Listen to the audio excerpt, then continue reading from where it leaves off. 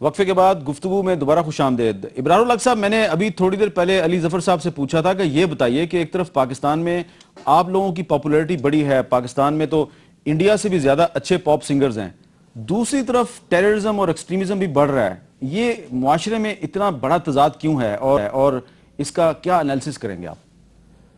اس کی ایک تو بڑی وجہ یہ ہے کہ آبادی بہت بڑھ گئی ہے اور ہر طرف آپ کو لوگ نظر آتے ہیں، مسجدوں میں بھی زیادہ، اور اگر گھر ہو اور اچھی مووی ہو تو وہاں پہ بھی زیادہ نظر آتے ہیں۔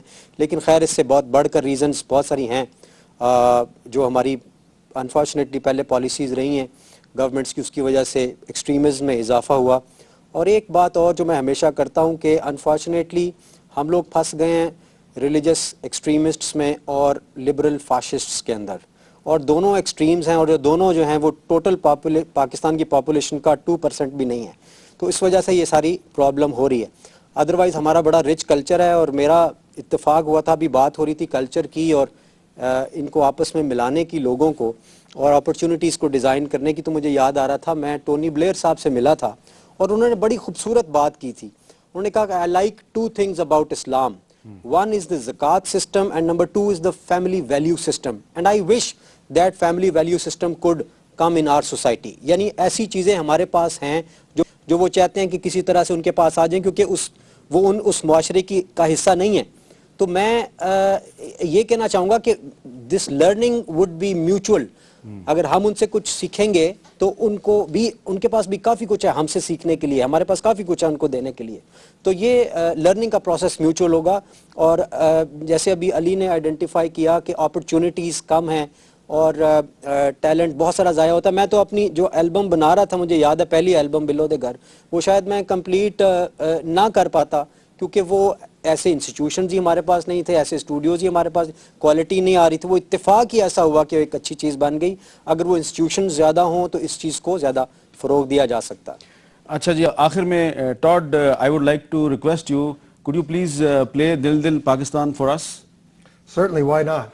I would say one other thing, that another statement that these gentlemen and other artists in Pakistan have made, the Taliban's ideology is one that we've seen just with this recent attack in Pindi, is one of destruction. They've chosen that way to make their point.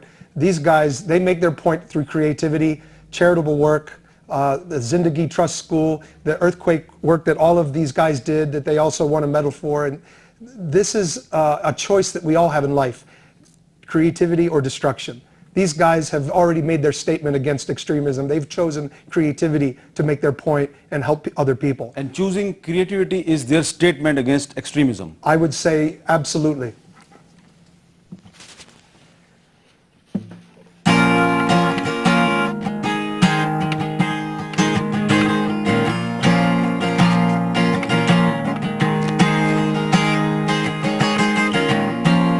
ایسی زمین اور آسمان ان کے سوا جان کہاں بڑھتی رہے یہ روشنی چلتا رہے یہ کاروان دل دل پاکستان جان جان پاکستان دل دل پاکستان جان جان پاکستان دل دل پاکستان جان جان پاکستان دل دل پاکستان جان جان پاکستان۔